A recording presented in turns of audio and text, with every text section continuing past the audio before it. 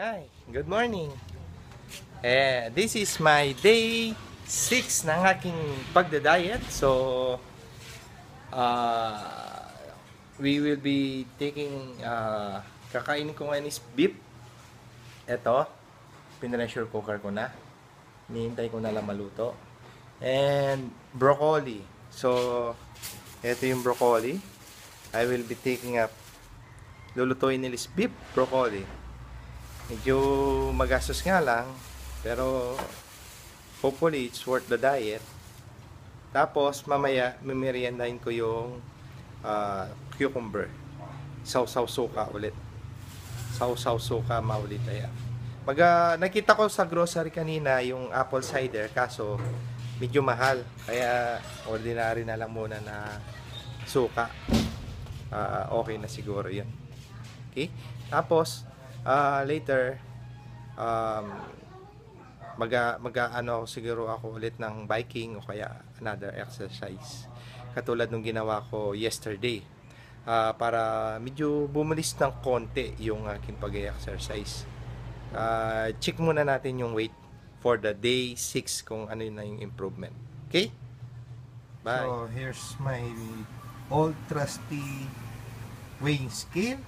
I-check na natin yung timbang, hoping na bumaba siya since yesterday.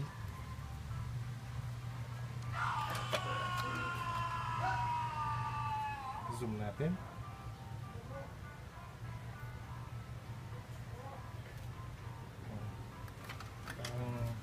Hindi pa rin siya bumaba. Sakto naman, 0. Ayan. So, this is from yesterday. Parang same pa rin. Hindi bumaba. Even with the 15 minutes exercise, hindi siya bumaba. So, basically, since day 2 hanggang ngayon, nag-maintain yung weight. Hindi siya totally bumaba. Okay? So, check natin yan by tomorrow kung magkakaroon ng improvement. Okay, bye-bye. Hello. Medyo na-delay yung aking breakfast. Ngayon pa lang naluluto. So, ayan siya. Yung beef broccoli na linuto ni Mama. And sasabayan ko lang ng pipino. Tsaka yung 2 basong tubig. Ayan. So, ito yung pinaka key dito is the water. Ito yung pinaka importante, no? So, kain tayo. Mamaya naman sa lunch. Okay? Hello. It's break time. Hindi, lunch time pala. Kakagaling lang namin DFA. Buti na lang nagbaon ako ng cucumber na naka-slice na kagad. So, yun yung kinakain ko kasi ginutom ako sa DFA. Yung pinaka torture chamber ng mga nagda-diet is yung mall. Kahit saan ka tumingin, pagkain. Ang hirap i-resist. Kaya, buti na lang, meron akong cucumber na naka-slice.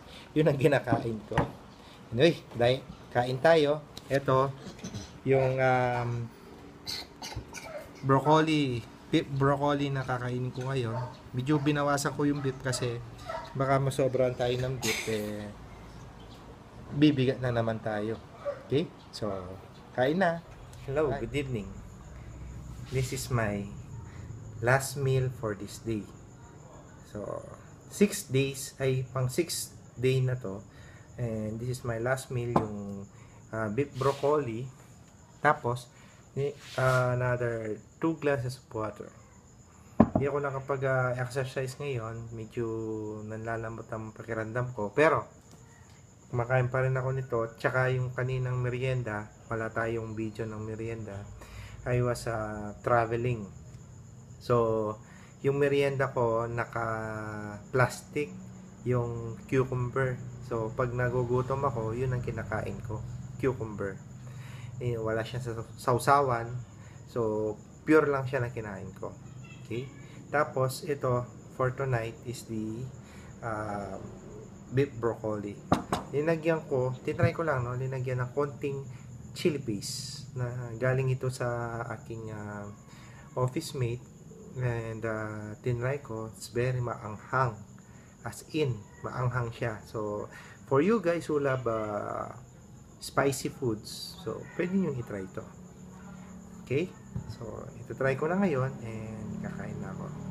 So, this will be my last video for this day. And salamat, nakahabot ako ng pang 7th day tomorrow. Yung mall ang pinakamahirap talaga. Torture chamber sa mga nagda-diet. Kahit saan ka umarap, puro pagkain. Manginasal dito, KFC doon, Jollibee doon. Ang problem pa, naaamoy mo. Kaya naggutom na gutom ka. So, as much as possible, kung nagda-diet ka or 7 days diet, avoid malls. And also, Saturday and Sunday, yun ang pinakamahirap na mag-control. Kasi, nakikita mo yung mga kasama mo, kumakain sila, na tapos ikaw, ito lang yung kinakain mo. So, parang, talagang yung self-control, focus ka talaga dapat. Okay? Saturday and Sunday ang pinakamahirap. Unlike sa Monday to Friday, nasa office ka lang, walang problem. Pero, pag nasa mall ka na, nasa bahay ka, kumakain sila, lagi may chichirya, kung ano-ano man, yun, control ka lang doon. Matuto kang mag-focus. Para kahit wala ka na sa 7 days diet, nakakapag-focus ka pa rin, di ba? So, kain na ako. So, good luck sa inyong pag-diet. Bye!